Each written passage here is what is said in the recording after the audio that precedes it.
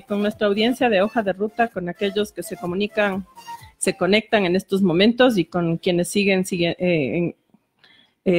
pendientes de nuestra programación diaria. Estamos en este día con la presencia del embajador de la República Árabe Saharaui Democrática, con el ministro consejero de Negocios, Abdallah Brahim, con quien vamos a hablar sobre justamente lo que está pasando en esta República Saharaui, el pueblo saharaui, y un tema que es bastante oculto, que quizás a muchos de ustedes no se les suene ni siquiera conocido, o que les parezca, digamos, así como muy lejano o sin importancia, pero que realmente es de vital importancia y trascendencia cuando estamos hablando de la descolonización, cuando estamos hablando de lo que pasa en el mundo, de esa doble moral, de ese doble estándar que existe, que hay mientras, en este caso España, los Estados Unidos, los aliados hablan de la democracia y de la libertad. Sin embargo, todavía quedan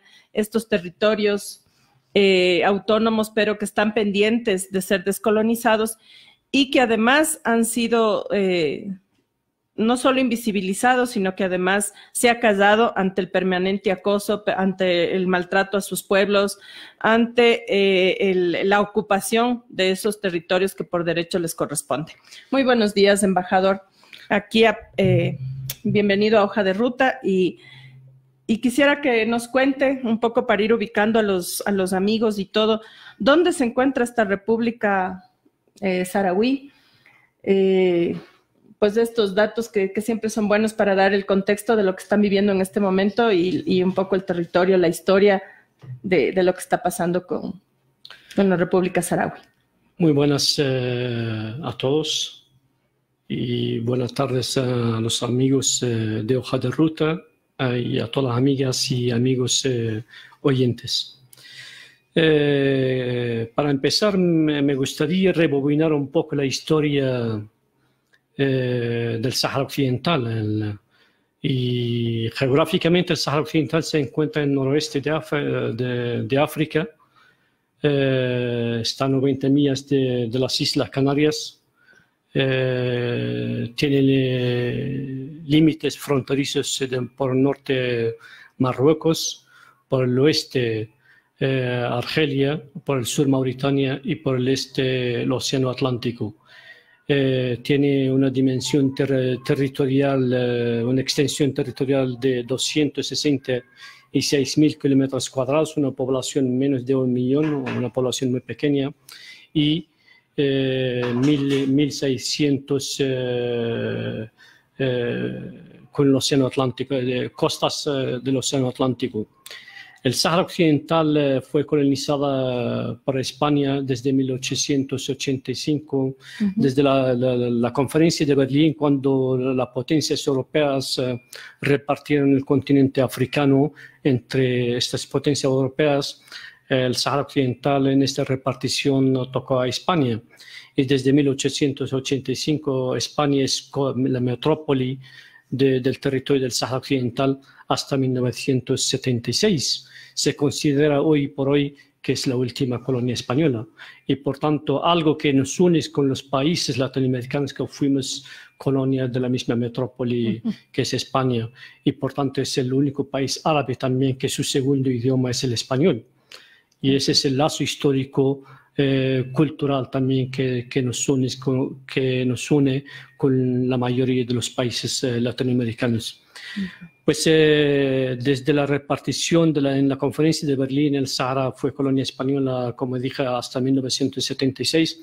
Lamentablemente, España hizo muy mala colonización, pero peor la descolonización, porque desde 1960 Naciones Unidas pedía a España que realice un referéndum de autodeterminación para que la población del Sáhara Occidental pueda elegir libremente su destino y decidir su futuro. Pero siempre España ha obstaculizado, ha entorpecido este referéndum, e incluso cuando cuando ya empezó España a ofrecerse a celebrar este referéndum de autodeterminación y la población saharaui estaba contenta de que se va a celebrar el referéndum de autodeterminación, fue engañada otra vez por el gobierno de España en aquel entonces, cuando se estaba muriendo el general Franco y el rey Juan Carlos y su gobierno, por el temor de perder el trono, empezó a negociar con Marruecos y con Mauritania en un acuerdo famoso que le llaman el Acuerdo Tripartito de Madrid, y en este acuerdo entregó el territorio del Sáhara Occidental a los dos países vecinos, que es Marruecos y Mauritania, dividiendo el territorio y violando el derecho internacional, violando las peticiones constantes de Naciones Unidas, principalmente la Asamblea General de Naciones Unidas, y la ejecución de la resolución 1514, y por tanto al final se retiró a España sin llevar a cabo ese referéndum de autodeterminación, dejando el territorio que se ocupa por los dos países vecinos y dejando a la población civil saharaui desamparada. Entonces, años antes del 75, o sea, son 2 años antes del 75, el 73, se creó el Frente Polisario como Frente de Liberación Nacional por el Saga el Hamra y el Río de Oro, o sea, el territorio, para liberar el territorio saharaui. Empezaron la lucha armada contra el gobierno español, y cuando España salió del territorio de forma vergonzosa sin llevar a cabo ese referéndum, el Frente Polisario, como representante legítimo del pueblo saharaui, continuó la lucha armada contra los dos países invasores, que es Marruecos y Mauritania. La invasión de los dos países la hicieron en contra del dictamen del Tribunal Internacional de la Haya. Y leo textualmente el resumen final del dictamen del 75. Dice textualmente: la Corte llegó a la conclusión de que los elementos e informaciones puestas a su disposición no demostraban la existencia de ningún vínculo de soberanía territorial entre el territorio del Sáhara Occidental por una parte y el Reino de Marruecos o el complejo de Mauritania por la otra parte. Por lo tanto, la Corte no comprobó que existieron vínculos jurídicos capaces de modificar la aplicación de la resolución 1514 en lo que se refiere a la descolonización del Sáhara Occidental, y en particular la aplicación de la libre determinación mediante la expresión libre y auténtica de la voluntad de la población del territorio. Es un dictamen claro. Pero a pesar de este dictamen y a pesar de la resolución también del Consejo de Seguridad, o sea, la resolución 380, que pedía a Marruecos que paralizaba su marcha verde. La marcha verde es la invasión del territorio mediante, por medio de más de 380.000 civiles.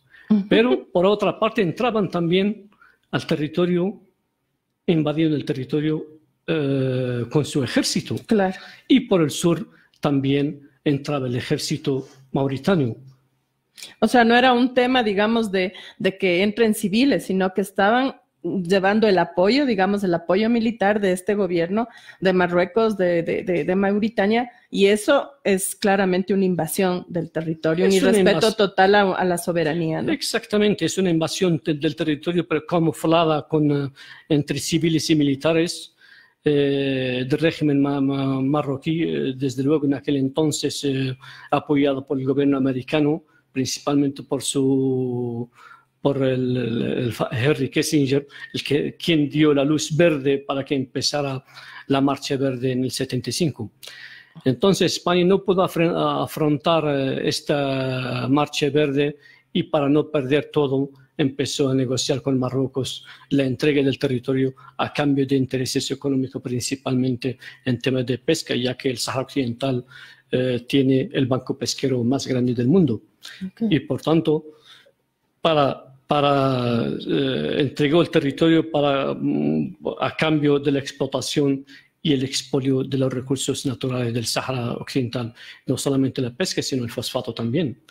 Entonces el pueblo saharaui no le quedó más remedio que seguir la lucha armada contra los dos países vecinos y lamentablemente, lastimosamente, que son dos países hermanos, que hablamos el mismo idioma, claro, tenemos la misma religión, pero tienen el afán de la conquista de los países de territorios. Además, algo inadmisible en este ya siglo XXI, donde se supone que deberían primar la autodeterminación de los pueblos, el respeto a los derechos civiles, democráticos, el ejercicio además de la democracia, ¿no? Porque ni siquiera les dejan, sigue pendiente este referéndum para el pueblo saharaui y para además dar por terminado este proceso que está ahí como, digamos, como en un limbo, este proceso de descolonización, ¿no? Estuvimos en guerra feroz, una guerra donde se perdieron muchas vidas y también desastre económico. Claro, que implica, digamos, la guerra, implica, claro. 16 años de guerra. Mauritania se retiró de la guerra en el 79 y reconoció la República Saharaui, se disculparon por su ocupación ilegal al territorio y se quedó Marruecos. Ocupó el territorio que estaba ocupado por Mauritania. Continuó la guerra armada contra Marruecos hasta 1991, que bajo el plebiscito de Naciones Unidas se firmó un cese del fuego entre ambas partes, o sea, entre el Frente Polisario como representante legítimo del pueblo saharaui y el régimen de Marruecos, pero con la condición que se celebra el referéndum de autodeterminación, aquel referéndum que lo exigía Naciones Unidas de los años 60. Pero lamentablemente hasta hoy este referéndum no se pudo llevar a cabo porque Marruecos entorpece, obstaculiza la celebración del referéndum de autodeterminación. Una de las tácticas utilizadas por el régimen de Marruecos es llenar el territorio de los colonos marroquíes para que puedan cambiar el censo electoral de los saharauis que iban a participar en el referéndum de autodeterminación y por tanto querían ganar el referéndum o sí. Claro, invisibilizando a la decisión, digamos, diluyendo la decisión mayoritaria del pueblo saharaui de la población saharaui. Alterando, digamos, los censos con población marroquí. Exactamente. Pero no solamente la culpa la tiene Marruecos, sino Francia. Francia es el país que obstaculiza como miembro permanente del Consejo de Seguridad, es la que obstaculiza también el referéndum y apoya de forma ilegal y determinante al régimen de Marruecos, y es la que entorpece la celebración del referéndum de autodeterminación. Francia, con respecto al Sahara Occidental, aplica la política de doble rasero. En otra parte del mundo exige el respeto del derecho internacional, el respeto de los derechos humanos, pero cuando el tema tiene que ver con el Sahara Occidental, Francia hace lo contrario. Desconoce totalmente los derechos humanos, los derechos democráticos y la soberanía, digamos. Un ejemplo sencillo, la misión de Naciones Unidas que entró en 91 en el Sahara Occidental como misión para la celebración del referéndum de autodeterminación en el Sahara Occidental, se llama la MINURSO, Misión de Naciones Unidas, es la única misión en el mundo que no está dentro de sus atribuciones, de sus competencias, el monitoreo de los derechos humanos. Algo raro. Claro.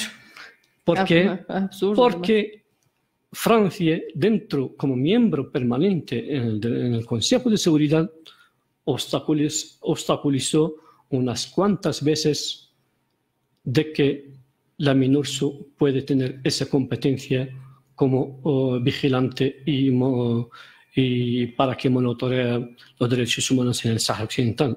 O sea que en este momento, digamos, Francia, España y Marruecos son los que boicotean este proceso de descolonización. Bueno, Francia lo hace con toda claridad, a la luz del día. España, sus declaraciones, y por lo menos a la vista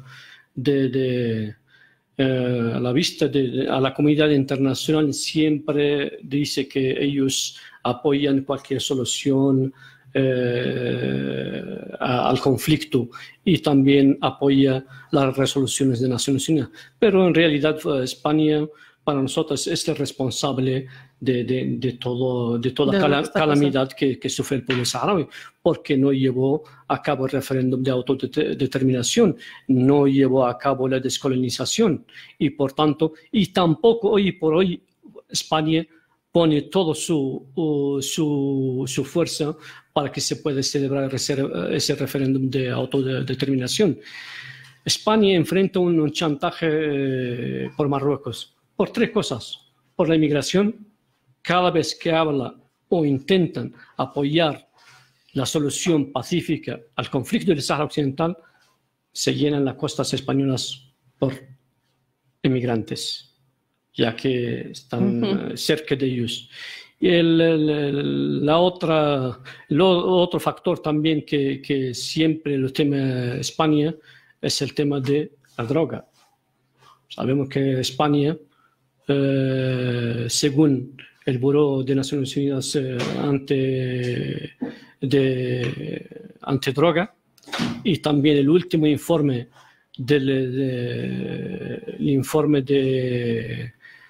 de Estados Unidos sobre el tráfico de droga, Marruecos ocupa el número 1 en el mundo en la producción y exportación del cannabis, o sea, el hashish. Y por tanto, es otro también elemento que utiliza Marruecos para chantajear a los distintos gobiernos españoles. Y el tercer punto es el tema del terrorismo. Sabemos que el país donde más hay terroristas en el mundo, los ciudadanos, son marroquíes. En Europa, donde los detenidos por tema del terrorismo, la mayoría son de nacionalidad marroquí. Y por tanto, el régimen de Marruecos utiliza también ese tema del terrorismo, de que si apoyen el tema del Sáhara, si apoyen el referéndum de autodeterminación en el Sáhara Occidental, nosotros no vamos a colaborar en la lucha antidrogas y en la lucha antiterrorista. Que de hecho no colaboran, ¿no? O sea, tanto, siguen teniendo fronteras abiertas y permisos y luz verde para seguir en estas actividades. Entonces, lamentablemente, España se rinde ante este chantaje y hace la vista gorda hacia el respeto al derecho internacional, hacia las distintas resoluciones de la Asamblea General y del Consejo de Seguridad, de que por tantas veces han exigido y han pedido de que se celebre ese referéndum de autodeterminación en el Sáhara Occidental. ¿Y Francia? ¿Cuál es el argumento de Francia, digamos, de oponerse? Francia sigue siendo la metrópoli real de Marruecos. Es el protector de Marruecos. Para ellos, Marruecos es el patio trasero. La mayoría del interés económico de Francia está en sus inversiones, es el mayor inversor en Marruecos. No solamente el país, sino también de los políticos. Tanto otros políticos de otros países también, que tienen muchos intereses económicos, inversiones en Marruecos. Y por tanto, a pesar de que Marruecos se ha independizado en los años 60, pero sigue siendo otra colonia de Francia. Y por ende, Francia sigue defendiendo, protegiendo, digamos, sus intereses. Que además Marruecos le garantiza al invadir, al ocupar el territorio saharaui. Exactamente, ¿no? Claro. Y no solamente la ocupación, porque esta ocupación le sirve para el expolio de los recursos naturales. Claro. Porque Marruecos sigue expoliando de forma frenética los recursos naturales del Sáhara con la complicidad y la participación de la Unión Europea. ¿Por qué? Otra cosa que tiene en común con Latinoamérica. Nos siguen tratando como colonia. Exactamente, exactamente. Por ejemplo, la Unión Europea había firmado un acuerdo de pesca con Marruecos, pero ¿dónde pescan? En las aguas territoriales del Sáhara Occidental. O sea, la expoliación de los recursos naturales del Sáhara Occidental, a pesar de los dos fallos del Tribunal de Justicia de la Unión Europea. El 21 de diciembre del 2016 y el 27 de febrero del 2018, el Tribunal de Justicia de la Unión Europea ha dictaminado de forma clara que no se puede incluir dentro del acuerdo del territorio del Sáhara Occidental, ya que el Sáhara Occidental y Marruecos son dos territorios diferentes y separados. Y por tanto, no tiene el derecho la Unión Europea de firmar ningún acuerdo comercial con Marruecos que vincule el territorio. Significa que lo expolien el territorio, sus recursos, expolien los recursos naturales del territorio de forma ilegal. Pero a pesar de estos dos fallos del Tribunal Internacional, del Tribunal de Justicia de la Unión Europea, hace poco firmaron el acuerdo de pesca. Nosotros, nuestro gobierno y el Frente Polisario volvieron a demandar a la Unión Europea ante sus propios tribunales para anular estos acuerdos ilegales de expolio y robo de nuestros recursos naturales sin el consentimiento de nuestro pueblo. Usted podría decir que entonces es un poco parecido con lo que pasa con Israel y Palestina también. Exactamente, es lo mismo, porque lo que también... porque aquí tuvimos al embajador y nos decía que, por ejemplo, el presidente de la República, el presidente palestino, él tenía que pedir autorización para salir de su país a Israel. Exactamente. Bueno, nosotros, por ejemplo, desde la invasión, nuestro territorio está dividido en dos partes. Está dividido por un muro militar, es el más largo del mundo después de la muralla china. Un muro que tiene una dimensión de 2.720 kilómetros, que atraviesa el territorio de norte a sur y custodiado por más de 150.000 soldados marroquíes y contiene más de 10 millones de minas antipersonas y antitanque. ¡Qué barbaridad! Cosa que poca gente... O sea, la lucha esta de anti las minas personales dirigida desde las Naciones Unidas, donde además han participado grandes personalidades de la farándula y todo, también es digamos, frente a las cámaras, ¿no? Pero se guarda realmente en silencio la verdad de lo que está pasando. O sea, sigue estando eso ahí permanente, latente, con todo lo que eso implica, ¿no? Se supone que eso ya está cuestionado y debería haber desaparecido de la faz de la tierra las minas antipersonales, por ejemplo. Pues nosotros se considera uno de los territorios más minados del mundo. Incluso en los territorios liberados bajo la soberanía y la administración del pueblo del gobierno saharaui y el Frente Polisario, quienes están intentando desminar el territorio son saharauis y la mayoría son mujeres. O sea, eso indica también la participación de la mujer saharaui en la construcción y en la lucha por la liberación del territorio. La mujer saharaui siempre tuvo el rol determinante en nuestra lucha por la liberación. La población civil saharaui está dividida en dos partes.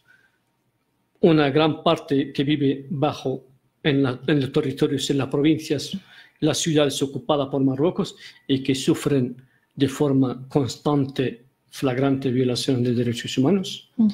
Cada vez que salen a la calle reivindicando la celebración de un referéndum o reivindicando la independencia, son apaleados por la policía marroquí y las diferentes agentes de seguridad marroquí. El territorio del Sáhara Occidental hay más pobladores, más colonos marroquíes que la población autóctona del territorio. Por cada saharaui encuentra 4 policías o militares marroquíes. Y por tanto la población civil saharaui que vive en los territorios ocupados del Sáhara Occidental sufre violaciones graves de derechos humanos. Y eso se ha constatado en los diferentes informes de Naciones Unidas, en los diferentes informes de organizaciones internacionales de derechos humanos, como Amnistía Internacional, Frontline, Center Robert Kennedy, y también los distintos informes de la Unión Africana, la Comisión Africana de Derechos Humanos y los Pueblos.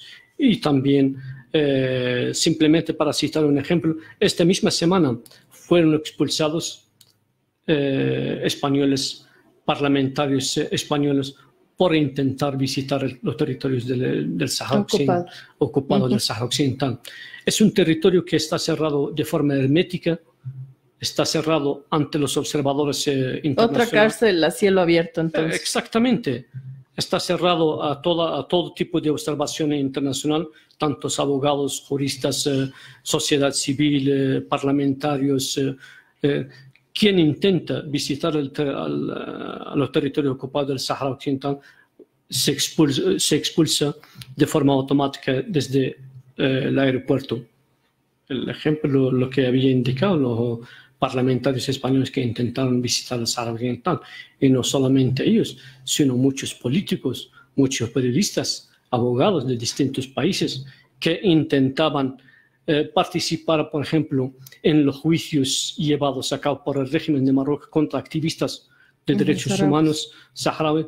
Cada vez que intentan participar para monitorear estos juicios, son expulsados de forma ilegal del territorio del Sáhara. Y eso a ojos de la misión de Naciones Unidas que está ahí en el territorio. Y por tanto, cada vez que se denuncia por qué Naciones Unidas, por qué la misión no hace nada, dicen que no tiene competencia para monitorear los derechos humanos. Bueno, últimamente creo que las Naciones Unidas es un saludo a la bandera en el mundo, ¿no? O sea, se condenan hechos, se hacen informes y al final quedan en eso, en informes, en una especie de proclamas, resoluciones que quienes tienen el poder mayoritario al final ponen su poder de veto y no pasa nada, ¿no? Seguimos en indefensión, los pueblos seguimos en indefensión frente a todos estos abusos de estas potencias y de sus aliados. ¿Y cuál es la dinámica de la población saharaui que vive en estos territorios no ocupados? ¿Qué problemas enfrentan ellos diariamente? ¿Cómo es, digamos, un día a día? Bueno, desde la ocupación del territorio, la mayoría de la población civil saharaui huyeron hacia el sur de Argelia y construyeron asentamientos, campamentos de refugiados en el sur de Argelia, con frontera con el Sáhara Occidental. Por tanto, hoy hay más de 200.000 refugiados saharauis que ya llevan más de 40 años como refugiados. Allí han construido el Estado saharaui también con las diferentes instituciones, tanto en los campamentos de refugiados y los territorios liberados del Sáhara Occidental, bajo la soberanía del gobierno saharaui o la administración del Frente Polisario. Hemos construido diferentes instituciones del Estado saharaui en vísperas de que se completa la soberanía total sobre el territorio y liberar lo que queda del territorio que está ocupado por Marruecos.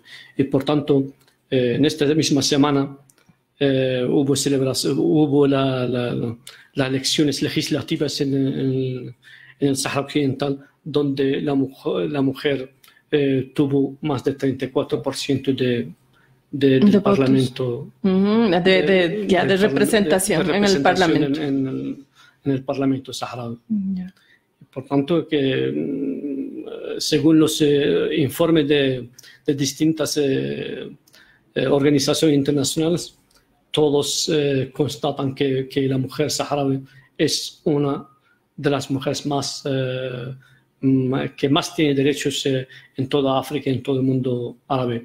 Y eso es algo que a nosotros nos orgullece también, de que la mujer saharaui va junto, mano a mano con el hombre para construir un Estado libre, democrático en el Sáhara Occidental. Y bueno, digamos que se permite este referéndum, ¿no? Y digamos que se cuenta con las condiciones, porque también uno podría entrar en la duda de que se hace el referéndum y hacen un fraude, ¿no? Porque en eso son también súper hábiles. Pero digamos que se da el referéndum y el pueblo saharaui, su gobierno, ganan este referéndum. ¿Qué pasos vendrían ahí? O sea, ¿qué se tendría que cumplir de lograrse, digamos, esto que todavía se ve muy lejano? Bueno, desde el 91, cuando se firmó en el 6 de septiembre de 1991, se firmó el cese del fuego a cambio de la celebración del referéndum de autodeterminación. Y entró Naciones Unidas con su misión para el referéndum en el Sáhara Occidental para llevar a cabo la celebración de ese referéndum. Dentro de esta misión se creó lo que le llaman la Comisión de Identificación de los Votantes. Esta Comisión de Identificación de los Votantes, en base del censo español de 1974, cuando el Sáhara le llamaban el Sáhara español, y terminó de censar la lista final de los votantes, de los que van a participar, Marruecos se dio cuenta de que van a perder el 100% el referéndum y por tanto trajo miles y miles de colonos marroquíes del interior de Marruecos y llevándolos, asentándolos en el territorio del Sáhara Occidental para cambiar el cuerpo electoral de los que van a participar en el referéndum de autodeterminación. Y por tanto se bloqueó el referéndum. Y hasta hoy, a pesar de lo distinto de muchos enviados especiales de Naciones Unidas, uno de ellos es el exsecretario de Estado americano James Baker, que estuvo como 10 años como enviado especial en el Sáhara Occidental y dimitió porque no encontró apoyo dentro del Consejo de Seguridad, porque Francia sigue insistiendo en apoyar la ocupación de Marruecos, y por tanto también los americanos no lo apoyaron mucho por los intereses también con Francia. Claro, al final son los aliados, ¿no? Exactamente. Y por tanto, hace poco también dimitió otro enviado especial que es el ex presidente alemán Horst Kohler, que estuvo también 2 años como enviado especial. Dimitió, bueno, el comunicado dice razones de salud, pero realmente no es así. Claro, él había denunciado una intransigencia total del gobierno de Marruecos, ¿no? Y amenazas y chantajes, sí, claro, y la presión de los aliados. La intransigencia de Marruecos porque cuenta con el apoyo total de Francia. Y por tanto ya llevamos un año hace un año que todavía no se ha nombrado un nuevo enviado especial. Lo último que hubo entre las partes cuando estaba Horst Kohler como enviado especial, las dos partes tuvieron una mesa de negociación en Ginebra, no llegaron a nada, porque lo que nosotros pedimos y exigimos que se celebre el referéndum de autodeterminación, Marruecos plantea de que solo negocien la autonomía. Porque de qué forma nosotros podemos negociar la autonomía si el territorio del Sáhara Occidental nunca perteneció a Marruecos. Quieren considerar como Cataluña o como Andalucía o como País Vasco. Entonces no puede ser. Quieren legalizar su ocupación militar al territorio. Y por tanto nosotros no lo vamos a permitir. No solo el Frente Polisario, el gobierno saharaui, sino todo el pueblo saharaui. Estamos aferrados de que se respeta el derecho internacional, se respetan las normas internacionales, se respetan las distintas resoluciones del Consejo de Seguridad y la Asamblea General, y de que la única solución viable al conflicto es dejar de que la población decide su futuro, se expresa libremente y determinan el futuro del territorio a través de un referéndum libre, transparente y justo, un referéndum de autodeterminación. Y por tanto la última palabra tiene el pueblo saharaui. Así es. No Marruecos ni el Frente Polisario, sino el pueblo saharaui, quien determina el estatus final del territorio. Y como cada año, la Cuarta Comisión de Naciones Unidas, o sea, la Comisión Especial para la Descolonización, discute como todos los años el tema del Sáhara Occidental como un territorio no autónomo que está pendiente de descolonización. ¿Y el Frente Polisario qué hace ahora? O sea, desde que hay la firma digamos, del cese al fuego, ¿qué hace el Frente Polisario en cuanto, o sea, cuáles son sus actividades en cuanto a tratar, digamos, de conseguir este referéndum y de terminar con la ocupación del territorio saharaui? El Frente Polisario es el representante legítimo del pueblo saharaui, es el movimiento por la liberación del Sáhara Occidental. Y la República Saharaui, desde el 84, es miembro permanente dentro de la Organización de la Unidad Africana, que fue sustituida en el 2002 por la Unión Africana. La República Árabe Saharaui Democrática es un Estado fundador de la creación de la Unión Africana. Y por tanto, nosotros seguimos, a pesar que cayeron las armas, pero seguimos luchando a nivel internacional, la lucha diplomática, de sensibilización y también, no solamente a nivel bilateral y multilateral, sino también en los diferentes foros internacionales por el derecho de que se respeta el derecho de autodeterminación del pueblo saharaui. Y por tanto, a nivel de la Unión Africana, como país, como Estado miembro, nosotros luchamos también desde la organización regional de que la Unión Africana sea partícipe junto a Naciones Unidas para llevar a cabo ese referéndum de autodeterminación. Y exigen y presionan a Marruecos para que deje de ocupar militarmente el territorio. Y las instituciones de la República del Saharaui, ¿cómo se sostienen teniendo esta ocupación? ¿Cómo funcionan? ¿Cómo se sostienen básicamente? Porque frente a la ocupación... Sí, en los campamentos de refugiados saharauis, que hay más de 200.000 saharauis, viven a base de la ayuda humanitaria. Pero también el gobierno saharaui tiene también ayuda de sus amigos. Nuestra república está reconocida, tenemos relación diplomática con más de 80 países y por tanto los amigos también nos apoyan y nos ayudan para continuar luchando por algo que es justo, la además, autodeterminación, ¿no? Y la independencia.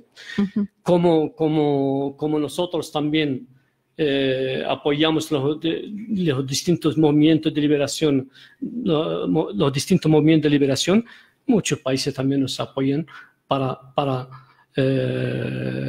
conseguir nuestra independencia o liberar lo que queda de nuestro territorio, porque sigue ocupada, más de la mitad del territorio sigue ocupada de forma ilegal militarmente por el régimen de Marruecos. Y a pesar que tenemos un territorio riquísimo, un territorio que es uno de los territorios más ricos en minerales, y no solamente el banco pesquero, sino también tenemos el fosfato, la reserva de fosfato más grande del mundo, y otros minerales. A pesar de la riqueza del territorio, lastimosamente, una gran parte de nuestra población vive a base de ayuda humanitaria. Y realmente es una lucha, digamos, una lucha en total desventaja frente a estos, más que gobiernos, ¿no? Yo pienso que más allá de eso, las famosas transnacionales, que son las que realmente manejan estos gobiernos y que de acuerdo a sus intereses son los que van dictando las políticas, las formas de actuar, y de hecho estamos viendo que también esta, digamos, función mediadora que debería tener las Naciones Unidas está limitada y quizás bastante marcada también por las grandes transnacionales del mundo que son las que ponen, digamos, presidentes y gobiernos para que sigan un libreto específico frente, en este caso, por ejemplo, a la República del Saharaui, ¿no? O sea, evitar su descolonización, tenerle sometida y tener un territorio ocupado, ¿no? Y lo vemos en otros países, o sea, lo estamos viendo, y yo le ponía a propósito del caso palestino, que habíamos conversado aquí también con su representante, y también, o sea, un montón de resoluciones, negociaciones, mesas de diálogo, y pues bueno, supimos, ya es público, además que a Yasser Arafat, por ejemplo, hasta lo mataron, ¿no? Está determinado que él recibió cianuro. Y esas son las actitudes por debajo de la mesa, ¿no? En estos momentos, ¿cuál es la relación, digamos, o qué implicación tendría España frente a lo que está pasando con la República Saharaui? ¿Se ha hecho a un lado o veladamente sigue apoyando a Francia?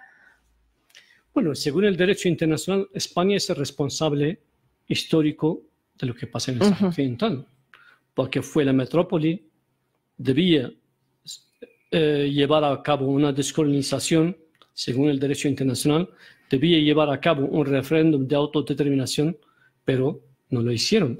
Y por tanto, según el derecho internacional, España sigue siendo la metrópoli porque no llevó a cabo la descolonización. O sea, ustedes deberían, o sea, entre comillas, digamos, ser más bien dependientes de ellos, o en todo caso, España debería estar ahí y no Marruecos.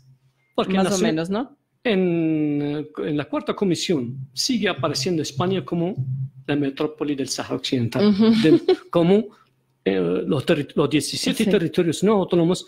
España sigue apareciendo. Eso no aparece Marruecos.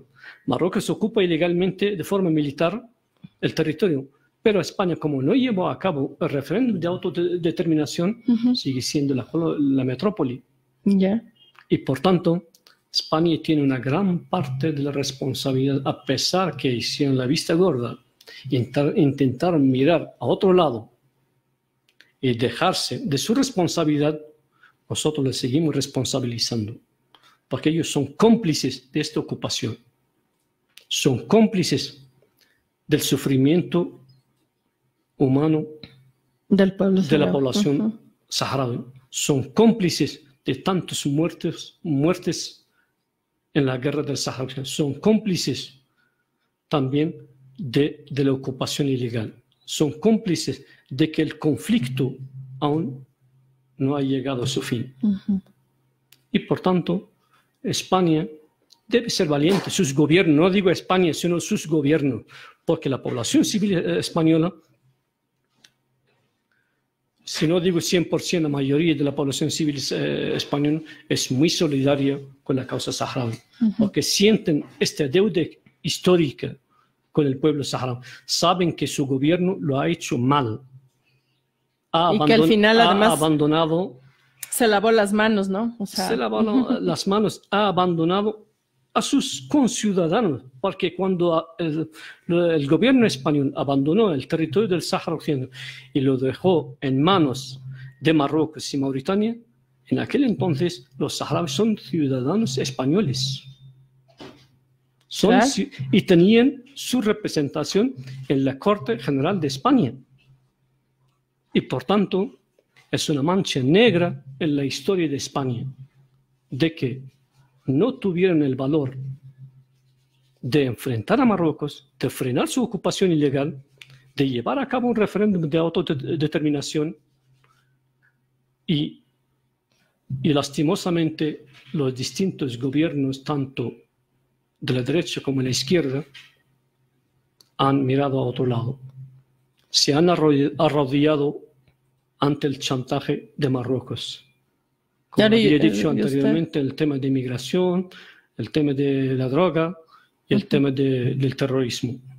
Y usted nos decía, fuera de micrófonos, además, que el papel del Partido Socialista Español es digamos, importante en haber mirado para otro lado, en haber dejado esto así sin solución y haber, digamos, mirado para otro lado frente al conflicto que se ha desarrollado en Saharaui, ¿no? Lo que han tenido que ustedes luchar y caminar para ver si en algún momento realmente pueden recuperar su territorio y su autodeterminación. Y en estos momentos, ¿cómo ven ustedes? ¿Tienen digamos, algún viso de esperanza de poder solucionar, o esto ha empeorado, se ha limitado más el tema para el pueblo saharaui? O sea, ¿hay alguna posibilidad de solucionar este conflicto, o definitivamente están entrampados en algo así, o sea, en no tener respuesta? Bueno, desde la dimisión del enviado especial de Naciones Unidas para el Sahara Occidental, el expresidente alemán Horst Köhler, la situación está en pausa. Hasta hoy todavía no se ha nombrado un nuevo enviado especial, y el nombramiento de un nuevo enviado especial es un factor determinante para que pueda agilizar la negociación entre las partes para llegar a una solución justa en base a las distintas resoluciones de Naciones Unidas y que puede conducir a un referéndum de autodeterminación. Como cada año el Consejo de Seguridad de Naciones Unidas se reúne sobre el tema del Sahara Occidental. El próximo abril seguramente a lo mejor se pueden reunir, porque el secretario general de Naciones Unidas en la última resolución le habían pedido de que presente un informe sobre el tema del conflicto del Sahara Occidental, ya que hay una misión de Naciones Unidas en el Sahara Occidental. Esperamos que el secretario general de Naciones Unidas, Gutiérrez, nombra nuevo enviado especial para que pueda llevar a las partes a sentarse en la mesa para negociar y poner fin al conflicto que ha durado bastante. Ha durado más de 40 años. Y que ha costado tantas vidas y que sigue costando, ¿no? Y la consecuencia de este conflicto y de la duración de este conflicto lo está cargando la población civil saharaui, que vive más de 40 años en campamentos de refugiados a base de ayuda humanitaria, mientras su riqueza es expoliada por empresas transnacionales y por el régimen de Marruecos. Perfecto. Yo quisiera cerrar un poco recalcándoles a la audiencia de Hoja de Ruta que esto que está viviendo y que vive desde hace mucho tiempo la República Árabe Saharaui es una muestra más de este doble estándar, de este doble rasero de estas grandes potencias, ¿no? Que invisibilizan la lucha de ciertos pueblos, invisibilizan el derecho a la autodeterminación, a gobernarnos. Aquí en Latinoamérica tenemos, digamos, en la historia también esta injerencia permanente. Al día de hoy estamos totalmente invadidos, tenemos bases extranjeras. Aquí mismo en el Ecuador hay una base ya, un portaaviones natural en las Islas Galápagos. De estas, digamos, de estas potencias y sus aliados que siempre están abanderados de la democracia, de las libertades, pues queremos dejarles a ustedes el conocimiento realmente y empoderarnos un poco, apoyar a la lucha del pueblo saharaui, porque están realmente en una lucha justa, están luchando por su cultura, por su territorio, por su autodeterminación, por su soberanía, y no podemos olvidarnos de que hay pueblos todavía, como nos cuenta aquí el señor embajador, hay pueblos que siguen todavía esperando descolonizarse, hay territorios ocupados, los derechos humanos vulnerados de manera criminal, y ante eso no podemos callar, y por eso aquí en Hoja de Ruta abrimos este espacio de Ruta de la Humanidad justamente para contar la verdad sobre los pueblos, y en este caso, el día de hoy, la de la República Saharaui. Queremos ratificarle para que siempre que necesite pueda contar con este medio para seguir contando la realidad de su pueblo, los pasos que van dando, y solidarizarnos con esta causa del pueblo de Saharaui Occidental. Quería concluir de que realmente el conflicto ha durado bastante.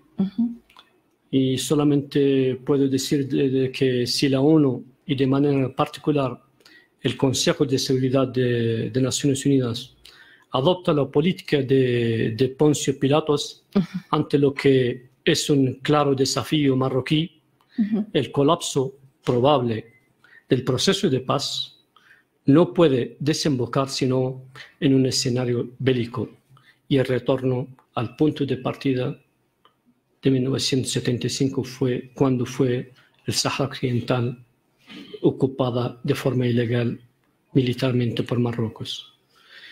Y no me queda más decir que agradezco la solidaridad del pueblo ecuatoriano, su gobierno, ya que mantenemos relaciones diplomáticas desde 1983, también a la sociedad civil ecuatoriana y latinoamericana de forma general, de su apoyo a la causa justa del pueblo saharaui.